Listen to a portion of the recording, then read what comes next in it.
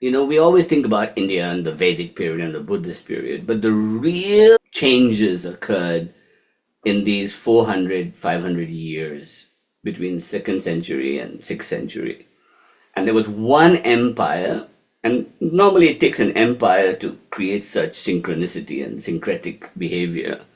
One empire took over the whole of India, from Kashmir to northern Bengal to almost all of South India as well, right? And they were called the Guptas, and they ruled from Pataliputra, right here. In fact, they said that Pataliputra and then later Ayodhya looked like this.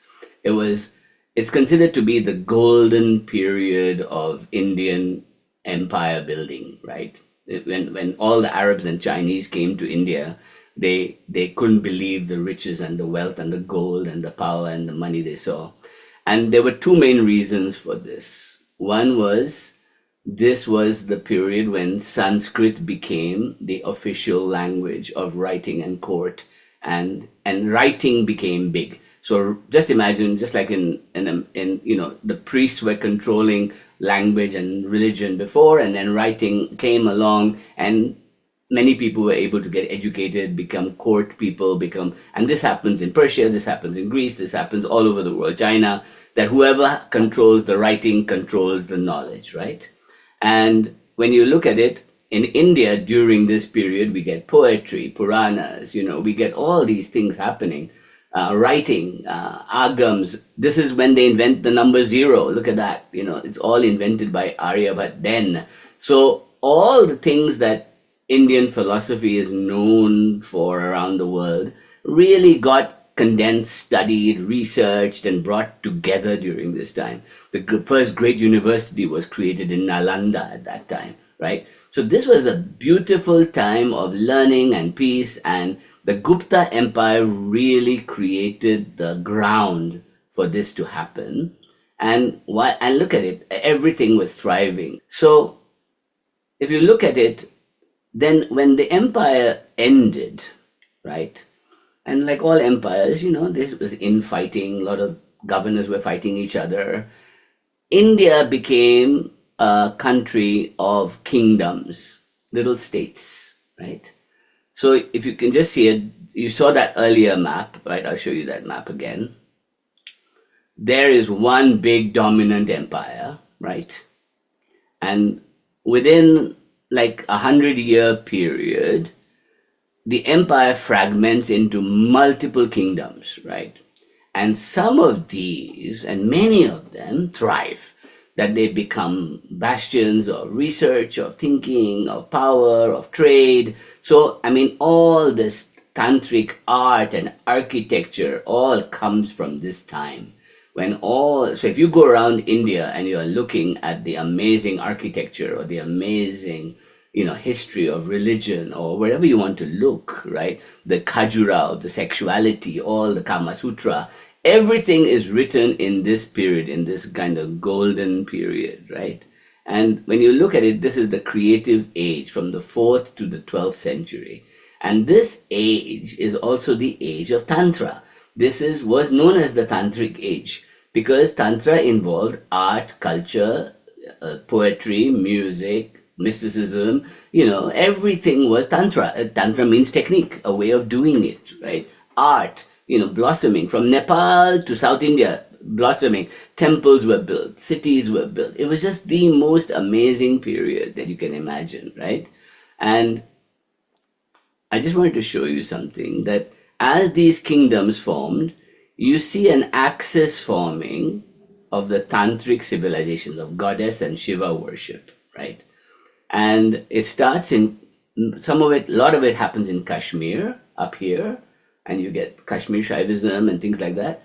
And then you get all these other kingdoms like Nepal and Tibet become very big, center of, the Chandi part we chant, Aim Rim Klim Chamundaye Viche comes from here, Markenda, Bengal becomes the center of Kali and Durga and Tarini and Yoginis, and Andhra Pradesh is where Sri Vidya and Dattatreya begin to emerge, and down south is Adi Shankara and Soundari Lahiri and Sri Vidya and Lalita Tripura Sundari, and down even further south, the serpent and the cobra and the nagas, all from down south, right? But one kingdom came across here from about the 4th century called Kamarupa, right? Kamarupa. And Kamarupa includes what is today Bhutan. So Bhutan was part of it, Bangladesh, northern Bengal, a lot of Nepal, all were part of this kingdom called Kamarupa, right? And the center was a university area, a religious spiritual center called Kamakya, right? Which is considered to be where one of Sati's vagina fell, the goddess Sati. Remember that story I told about Sati and how her cosmic vagina fell? And that is the temple in Kamakya. You can see it down here on the right. And if you look here, this worship of the Divine Mother you see it as a Himalayan, Eastern and Southern phenomena, which today is still the case in India. This is where Shiva and Shakti are worshipped most, right? All this edge.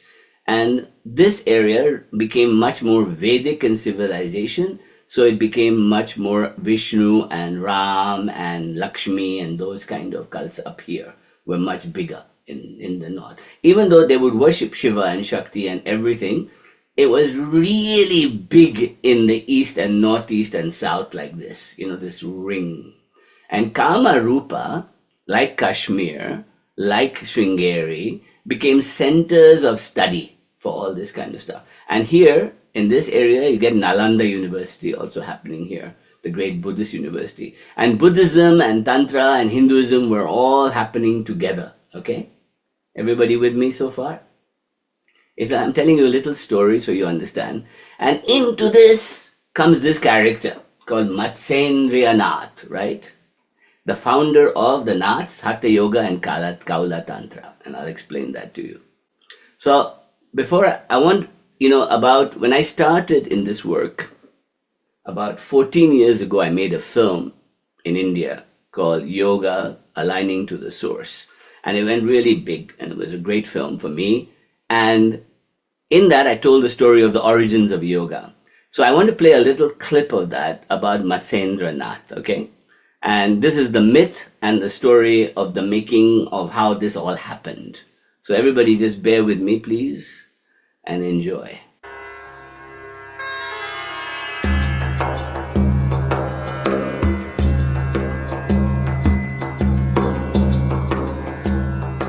Once in Kailash, Shiva was teaching Parvati the secrets of yoga.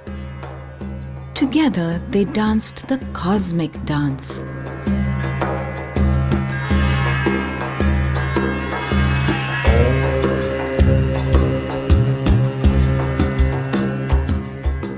A fish who had swallowed a fisherman came upon them by chance and stopped to watch. As Shiva revealed the secrets of yoga to Parvati, the man inside the fish also listened carefully. When Shiva realized they were not alone, he was pleased and continued to teach the fish. He named the man Matsyendranath after the fish he was in. Shiva then sent him back to teach the world yoga. And this is how Hatha Yoga came into being. Now why fish? Because fish is movement. It's not stillness. He comes to Kailash, which is stillness, and the fish, which is all about movement, tells the world. So Matsya as a means, it means life, it means movement, and he discovers the secret of stillness. So if you get a chance, it's on YouTube, you can watch it. It's called Yoga Aligning to the Source. All right, it's a full movie and it's only half an hour long. So Matsyendranath was radical revolutionary thinking because he wanted first to take all these different yogas, all these different cremation ground practices, all these crazy rituals, all this stuff, and clean it all up and make it available to everybody, right? And that's why the Naths became the popularizers of this kind of tantric religion, right? And they also cleaned up Tantra. So just imagine, in the early stages, Tantra was forest or cremation ground or crazy or, all kinds of, like what agoris are today, like living off, the grid, And Matsyendranath took it all these teachings, and started to bring it together. Or at least his school did, right? Kind of, it's like, us trying, like, what we're trying to do with East and West, and what Sri Aurobindo tried to do with East and West, they were trying to do with all these crazy thoughts that were going on in India at the time, right?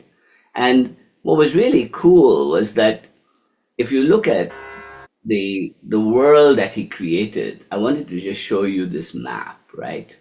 So just imagine that before, these are just some agams were the conversations of Shiva and Shakti and Shiva and Rudra and all these forms, yoga of Patanjali and of the Yoga Sutras and things like that, Advaita of Shankara and of Upanishads, Lakulisha was a form of Shaivism, from the Kapalikas, the crazy people we talked about a few weeks ago who went around, killing Brahmas and Bhairav cults, Pashupatas, the Shiva cults of Nepal and the mountains that you see in the Indus Valley, Devi Mahatmya from the middle of India of Chandi, Vajrayana, the lightning path of Padmasambhava of Guru Rinpoche, Krama, you have the Kali worship of the inner wheels of Kali, Dattatreya, which is considered to be the source of all of this, right?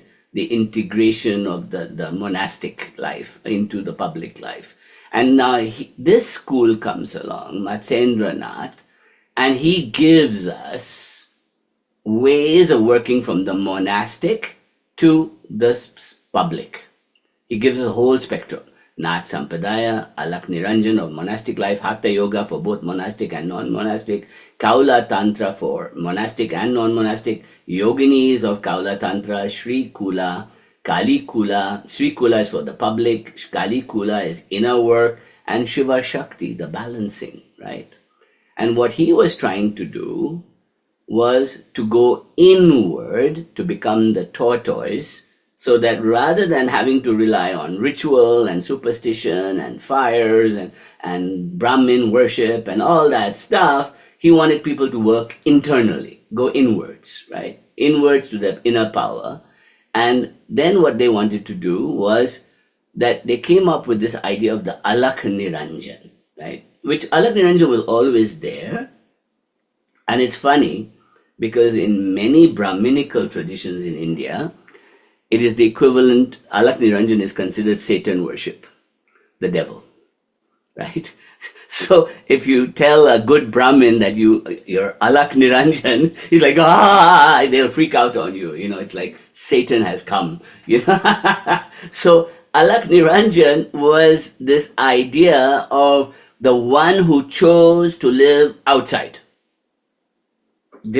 wasn't part of normal society. The Shiva, the ash-smitten Shiva who went up to the mountains and did all that stuff, right? So I want you to think about this for a second. Whole of society, and this was true of Buddha, he did it before. Buddha did it 600 BC. This guy comes along and says, look, all this stuff, right? These rituals, these fires, this money you're giving to the priests, all this stuff, right?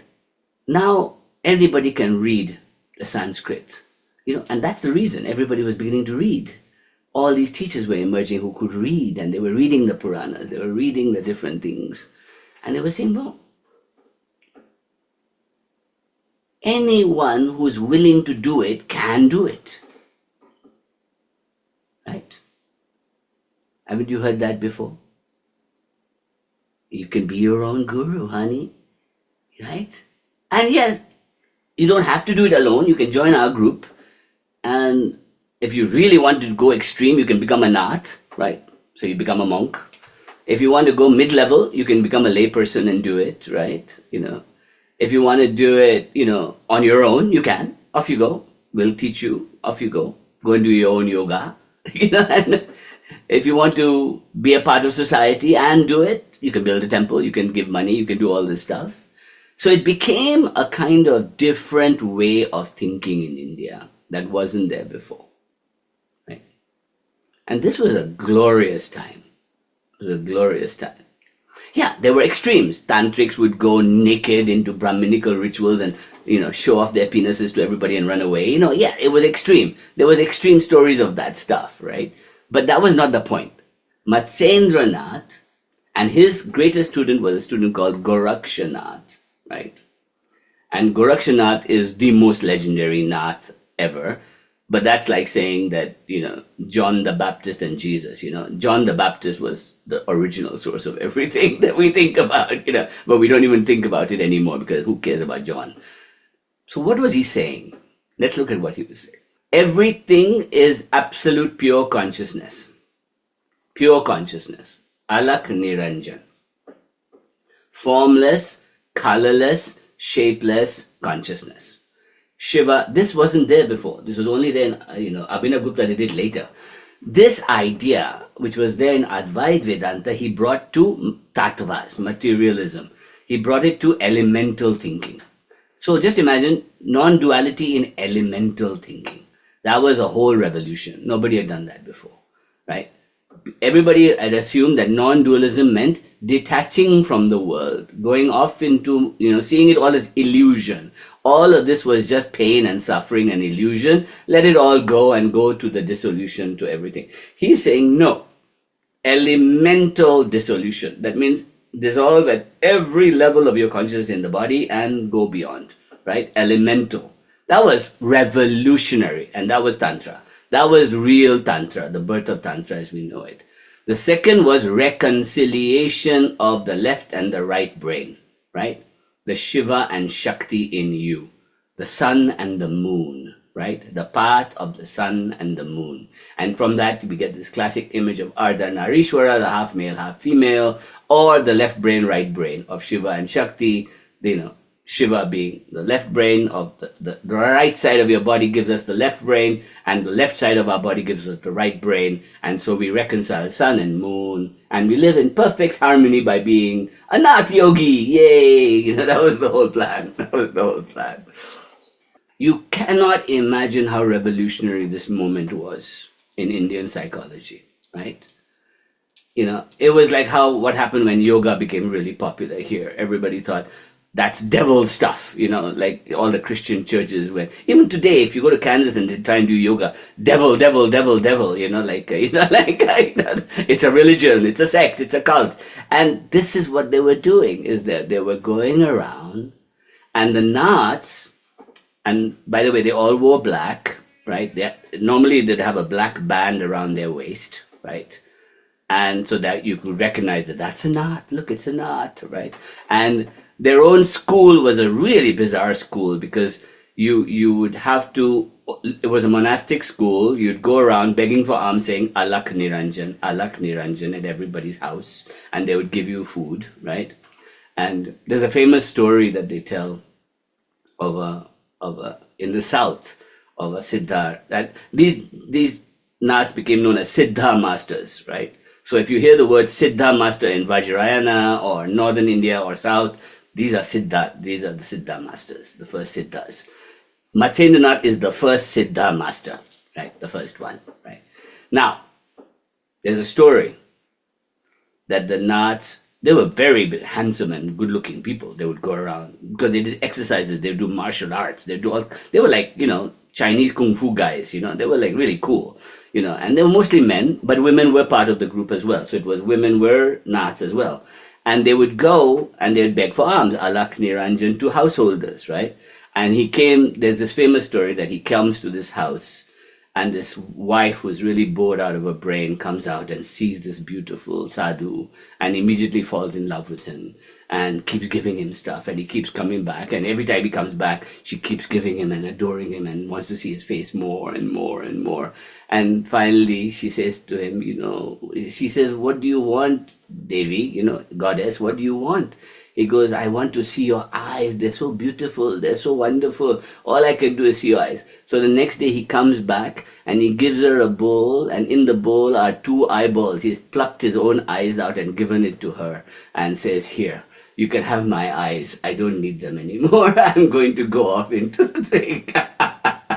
So the idea of attachment to consciousness and the body being nothing but something that you're kind of holding on to, and of course she becomes a great saint after that because she's realized her true nature, but he plucked his own eyes out and gave it to her. That's a classic. That tells you the Nath Sampradaya, what they think like, right?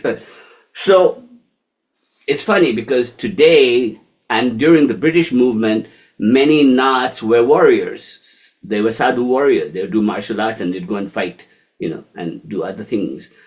Today, they're in politics, There are Naths who are millionaire businessmen, or women, So the Naths is nothing to do with, it's kind of similar to Zen in Japan or Kung Fu in China. It's a tradition that's a way of detaching while still in the body and in the world, right? And we get Sri Vidya from that, right? We get Kali Kula from that. We get all of that, right? The teaching of the Nath Sampradaya is a very simple one. Everything is Alakhniranjan, right? The divine one. When it's in the body, it is Shakti. That means as it comes into the body, it becomes Shakti, and everything in this world is in Shakti's control. Alakhniranjan does not have any control, is non-participatory, but it's the controlling consciousness behind everything. Everything else is Shakti. Alakhniranjan, Shakti. And this duality is in me, this sun and moon, and I try and reconcile the two through my yoga. And I'm going to teach you that, the basics of that yoga today, right? I'm going to teach you that today. So remember we talked earlier about the idea of, if you are not a slave, what are you, right? Or are you slave by degrees, right? So I'm, at one level, maybe I'm a slave to my society and the political parties and my family and all the burdens and my tradition and my this, or then I can shed that a bit and I have choices, right? But I still realize that, really speaking, I don't have much free will, right? Because even when I think I'm choosing something out of free will, it's my predestined genetics or my biology that's triggering something, right? A need, a hunger, a want, so there's no real.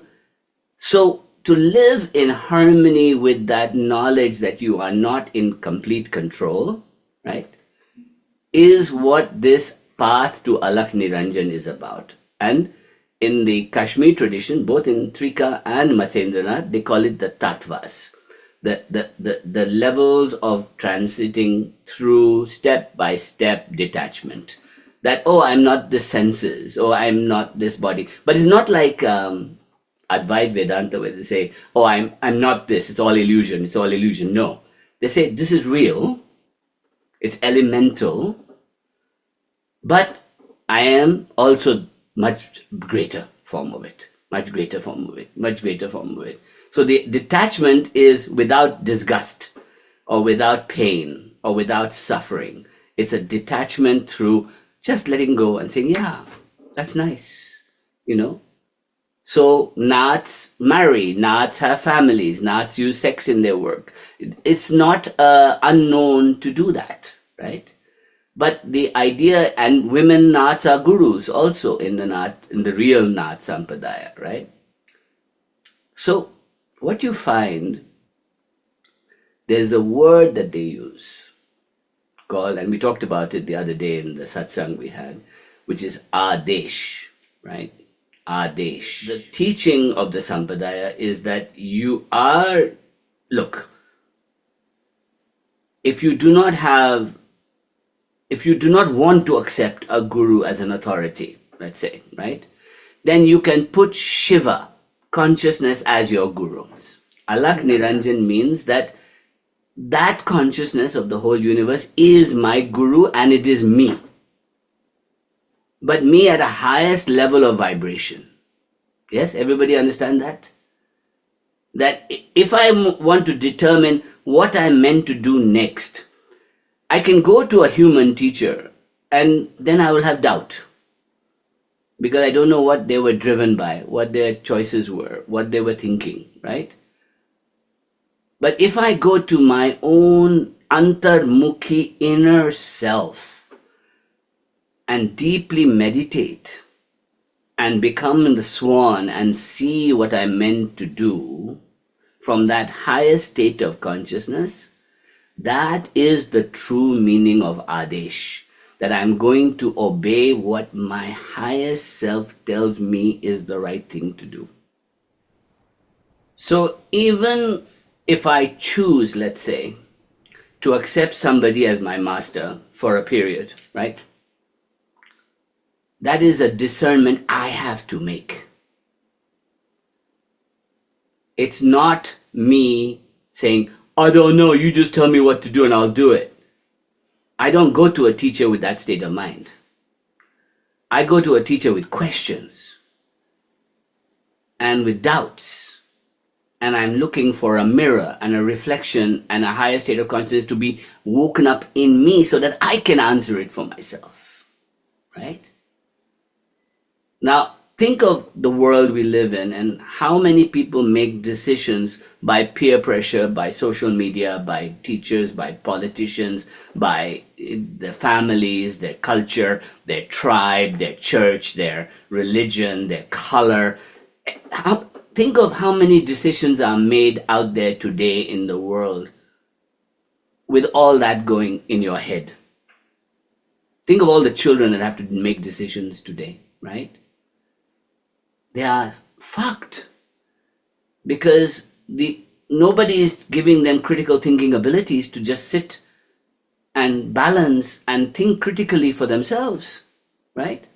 In fact, if we should be teaching critical thinking in schools and meditation and critical thinking, both, because meditation is useful to balance and critical thinking to discern what is the right thing to do, what will be the causality, what will be the impact if I do it.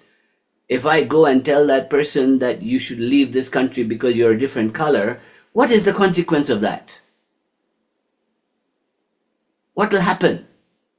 Right? Or I should go and tell that woman that you cannot choose your pregnancy or your rights or your whatever because you're a woman and it's not your right. What would the consequences of that be? What will be the critical thinking of that? Right? You know, I remember when I first started teaching, I'd ask people, what does the voice in your head sound like? You know, is it Auntie May or is it you? Right? You know, is it mom? Is it dad? Is it teacher? Is it me? Is it horrible, whiny me? Is it nice me? Which one is talking at the moment in my head? And let's accept one thing. When we think it's talking, it requires a language.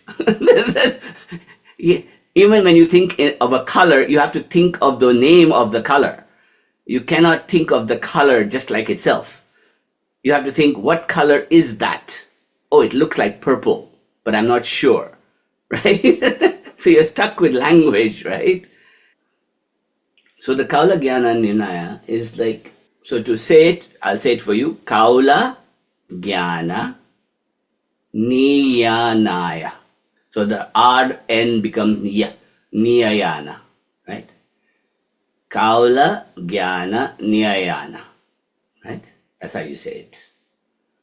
All the traditions we have now come back to this one. Okay? Sri Vidya, Kalikula, all. Because Matsyendranath took Kali, Kubjika, Krama, Tara, all and brought them all together into one thinking. And he called it Kalikula and Sri Kula, right? And he was the one who named it Sri Kula and Kalikula, from which we then get Sri Vidya, right? That came from there. Kaula means a collection of things, right? So a collection of teachings is a kaula, right? A collection of lotuses is a kaula, right? A collection of chakras is a kaula. All the chakras of my body is a kaula. A kaula is a community also of like things like a kaula or a kula. And the kula is the community of all those things, or the energy of that community, right? The kula. So the kula is the kundalini energy that binds us all together, that holds us together, is the kula, right? So kula marga is the other name for kundalini tantra, right? Kula marga. Kula marga means the awakening of the kaula. And kaula means the collection of things like flowers, lotuses, things like that. Anything is a kaula, is Kaula Tantra. Are you ready for esoteric teaching 101 now?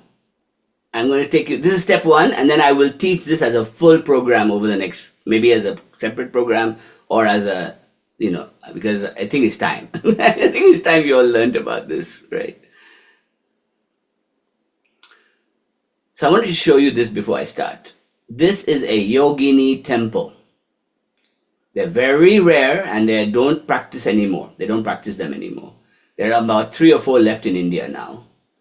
And in fact, the Indian Houses of Parliament is based on this, right? They designed it based on this. There are 64 statues in there. 64, right? Each one of them is a dakini or an angel goddess or a yogini, a power. They're called yoginis, right? At the middle is the linga and the yoni, right? And surrounding it are the 4 or 8 goddesses of power, the 4 and the 8, right? 4 being the kind of sacred number of the 4 directions, the cardinals, and the 8 and the 10. 8 is normally the kula, right? So 8 and so this is a diagram which is similar to this diagram. See this diagram here? So these are petals. These are called petals and they are chakras, right? So look at this. Each one of them is a goddess. Oh, not really a goddess, they're an energy. A Shakti, right? Some of them you already know, like Varahi, Matangi, they're all here, forms of them. Some of them are half animal, some of them are musical, all of them are dance poses of some kind. Energy, see how them are they all dancing, right? See how them, the structures, right? See the structures. So what we are dealing with here is that this goes back to an ancient teaching called the Matrikas, right? Of that in the Nath Sampradaya, which the tradition we're talking about now, the belief is that there are 8 chakras. 8. 1, 2, 3, 4, 5, 6, 7, Manipura, 8, Yoni. No Muladhara. Muladhara is the earth. Not needed, right? 8 chakras, each of them is considered to have 8 petals. And so therefore, these 64 petals gives us the yogini powers that control Shakti in your body. Okay. So the Sri Chakra Meru is a form of this also. We'll come to that later. Now, what the teaching here is that, and from this we get Shat Chakra Nirupana later and 7 chakras and all that later. But the teaching here is that if I raise my prana, Hatha Yoga, the grace of Shiva comes into me step by step by step downwards. And each step is through 8 steps in my body. 8 steps. And if I meditate on each one of those steps, I become a Siddha. That means this is the secret teaching of the Nath. It's very different, isn't it? It's not the 7 chakras, it's not the 9 or Tripura Sundari. It's not. This is the eightfold path of the 8. 8 of 8. Right? Now later on we can go into the meaning of each of the 864 of them, right? But basically, I want you to imagine something. If I raise my Kriya energy to here, right? What happens when I do Jyoti Mudra and I look inside my head? What happens? Anybody? Somebody who's been doing it with me for a while. What happens? What do you begin to feel in your head? Alex, what do you think? What do you begin to feel in your head? Sorry, what was your question? When you do Jyoti Mudra after you've done the Kriyas, what starts happening inside your head when you start? Oh, I start to get like a vortex of light, kind of pulsations or swirling. Yeah.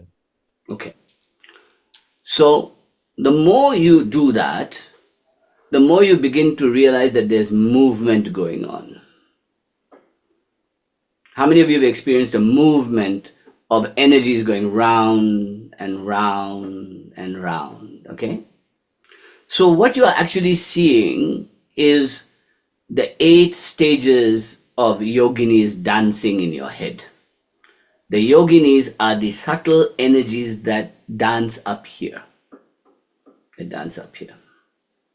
So they are kind of angel, like Alex said, beings that can take you to ultimate bliss or can also hold you in this world, right?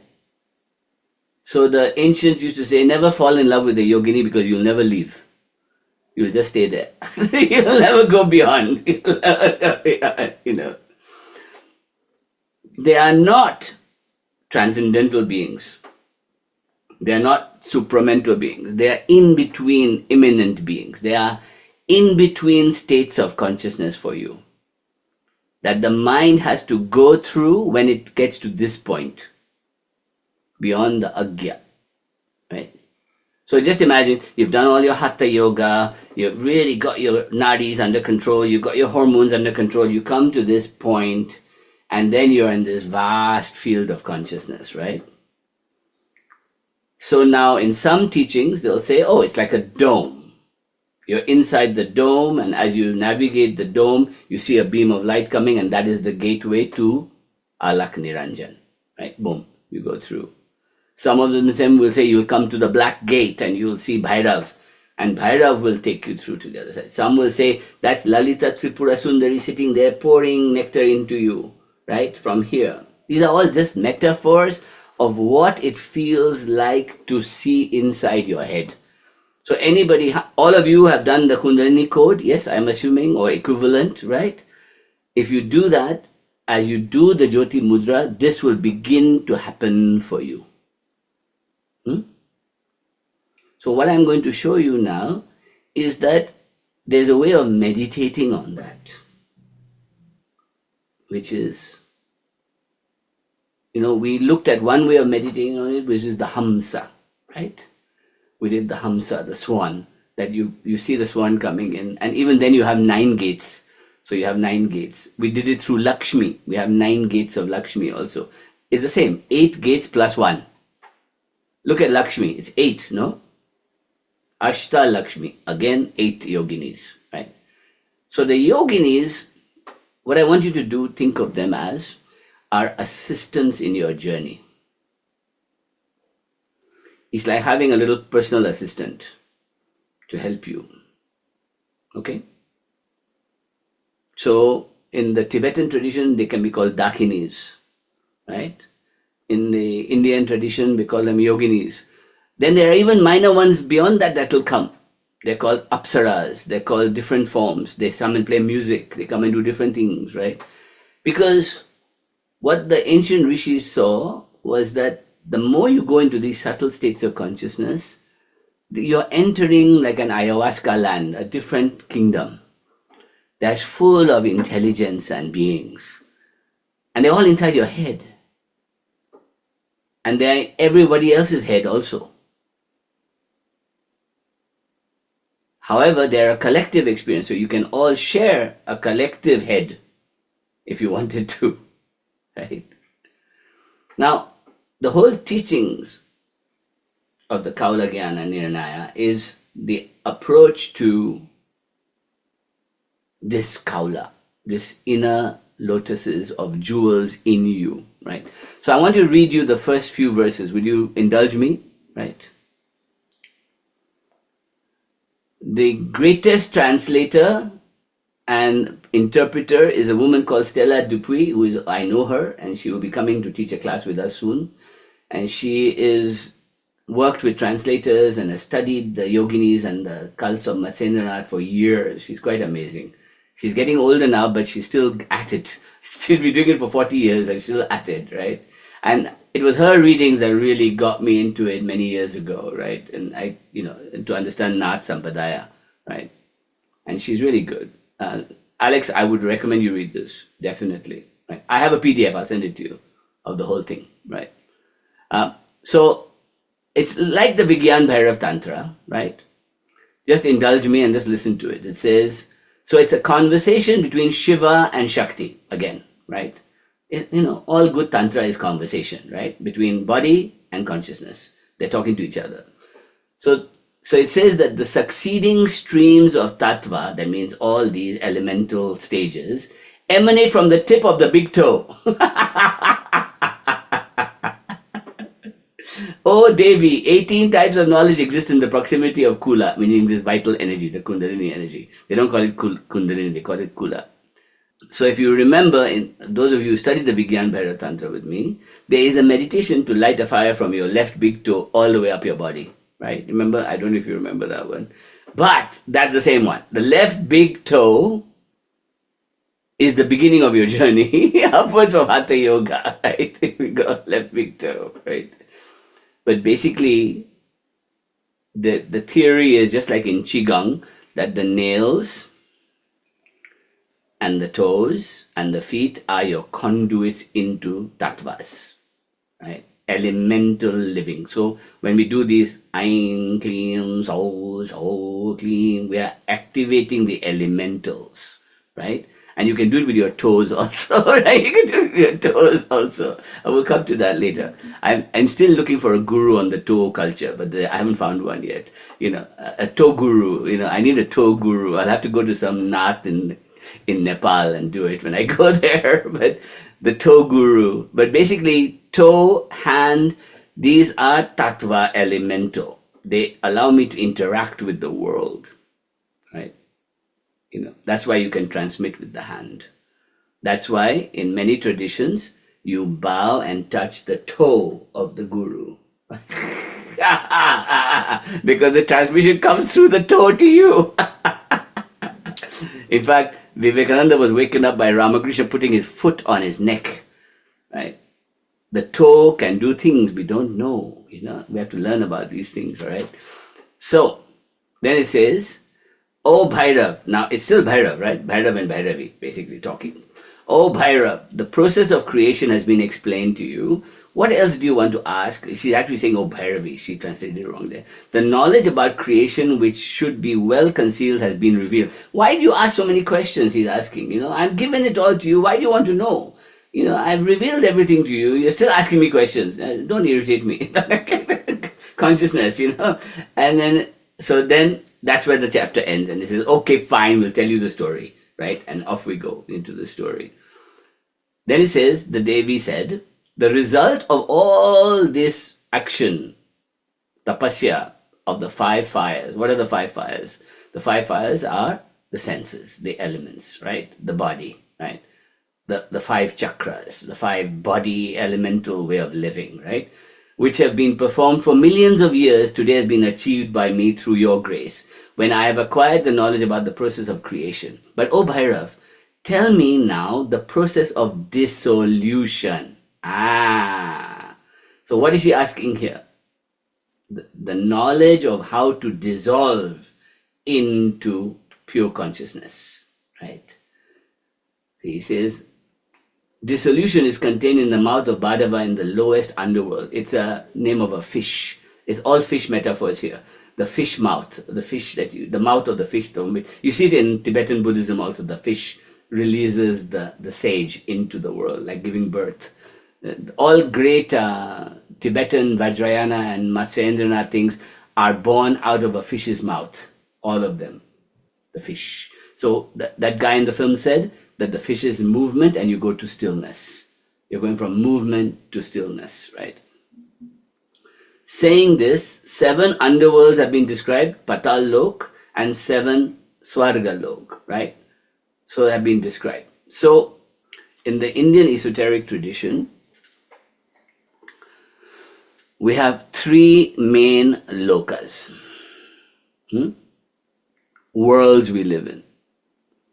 Patal Lok, the underworld, Jung would call it your subconscious mind, your dragons and your things down there, the world of snakes and dragons, right? Then you have the Dhu Lok, the Bhuva, this world, right? The world of me, the body. And then you have Swarga Lok, the 7 higher states of consciousness, right? So 7 above, 7 below, and me in the middle, right? That is the principle of the number system here, right? And it says that saying this 7 underworlds have been described and heaven is situated above all this, thus the 14 worlds have been described. Okay, so you know that. One should be aware that the form of the ultimate element, that means the 36th tattva, is situated in the body, not outside, right? So this is the big revelation.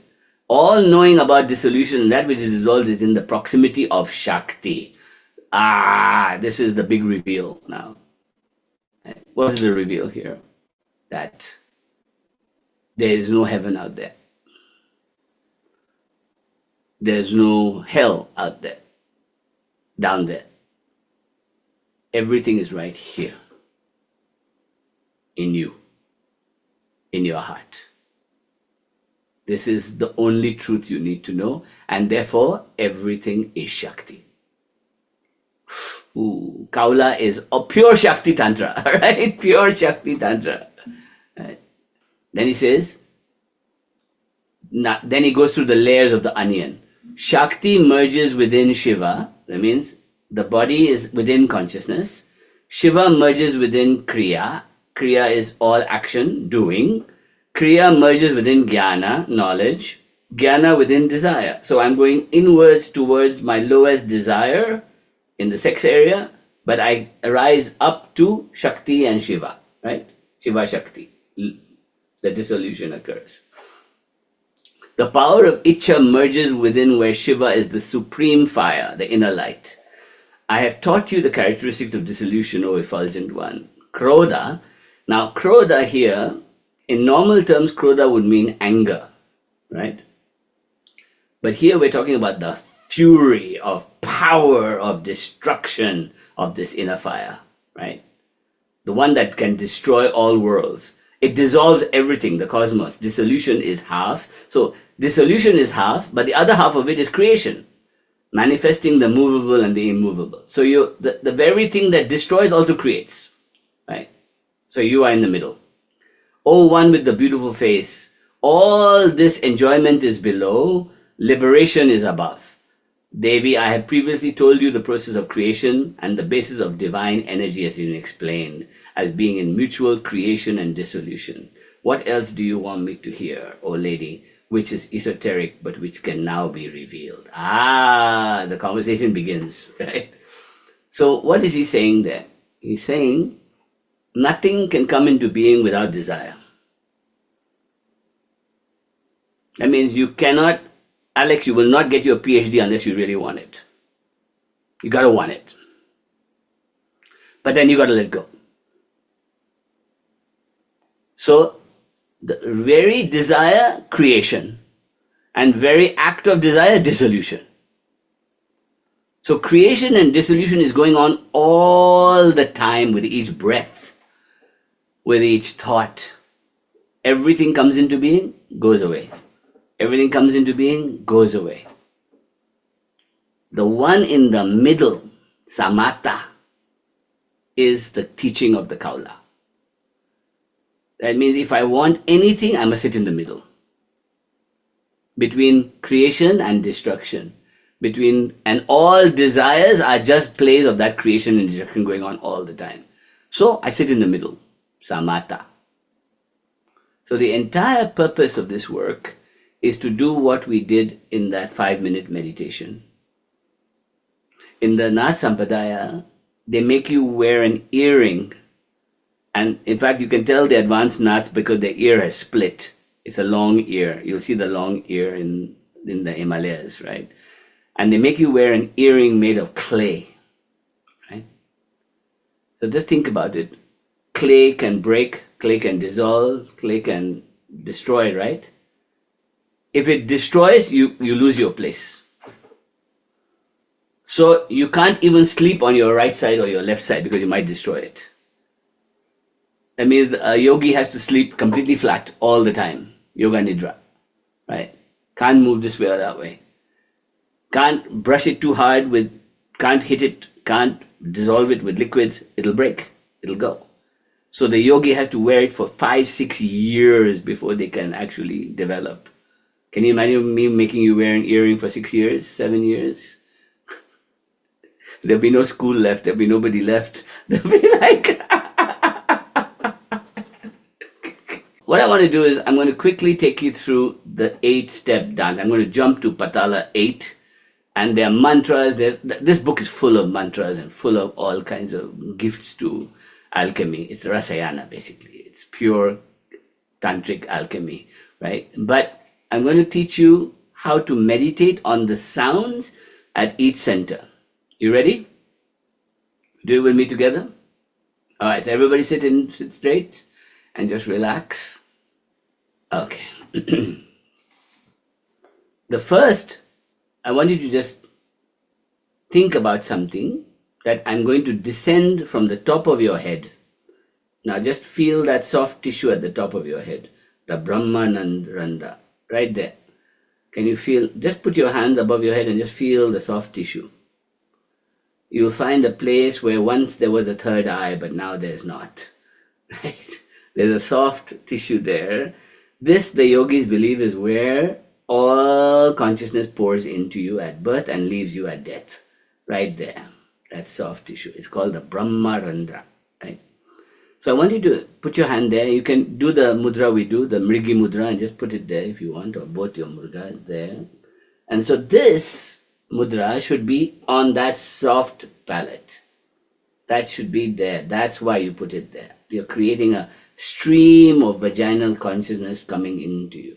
And I want you to imagine that there's a beautiful crystal, a clear crystal that's sitting there, an 8-petal lotus crystal on top of your head, and it's receiving light coming into you. All the light of divine consciousness is coming right there. So when you do the mantra we do, Aim Rim Shrim, Aim Klim So, Hamsa, Shiva So, Hamsa, like that, you are actually activating that crystal, right? Okay, now just relax your hands and let me read this to you first and then we'll start again. So the first of the 8 is a celestial 8-petal lotus of pure crystal effulgence, a heavenly fire or flame completely without stain, free from all duality, from the fires of cruelty, devoid even of nothingness. One should avoid imbalance and practice samatha. One may see beyond into the future, be one with the endless circle of time, hear things at a distance and grant boons, paralyze other people, make them still, ability to control and stop animals and beast-like people, or destroy or kill them if needed, because you are a warrior. Mortal, those days, mortal, always truthful, in samatha, becoming eloquent, a siddha, and able to do anything, right? So this is the highest meditation that we start with the highest meditation, and then we descend to the animal nature in us, right? So we're going to start with the highest, just like we do in the morning with Aim Rim Shrim, Aim Klim So, Hamsa Shiva So, Hamsa, like that. So just put if you can just visualize it with your hand, open your eyes and turn your gaze upward. And soften your eyes so that you're gazing without blinking for a while. So just gaze up there. And imagine a beautiful crystal sitting on top of your head.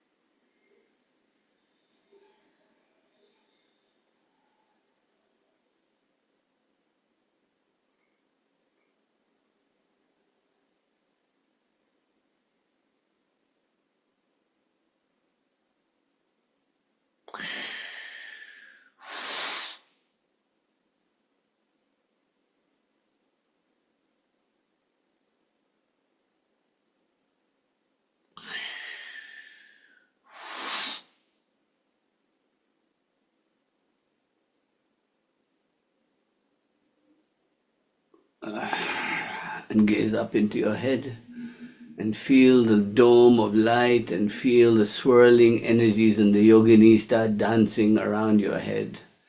And feel the yoginis going round and round and round, and allow all 8 levels of yoginis to come for you. These are the same 8 yoginis in your Shri Chakra Meru. They cover the 8 gates before the 9th gate. Same yoginis swirling round in your head, round. And as they swirl around, they seem to form 8 petals around you. So each one of them is forming 8 petals, and that makes 64. Sham, Sha, Sha, Sha, Sha, Sha, Sha. Okay, come back and relax in your body.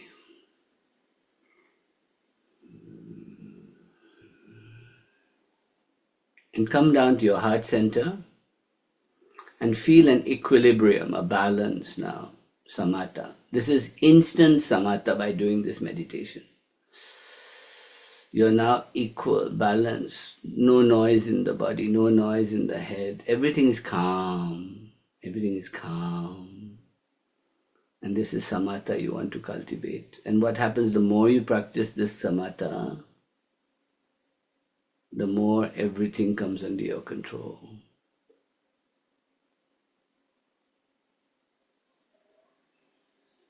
And the more you do it, the more these yoginis will begin to appear in your head. You will begin to cultivate them. They'll become part of your life.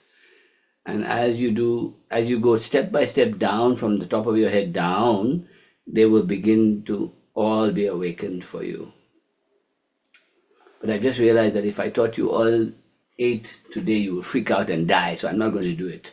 That's it. You're only getting 1 today. You're only getting 1 today.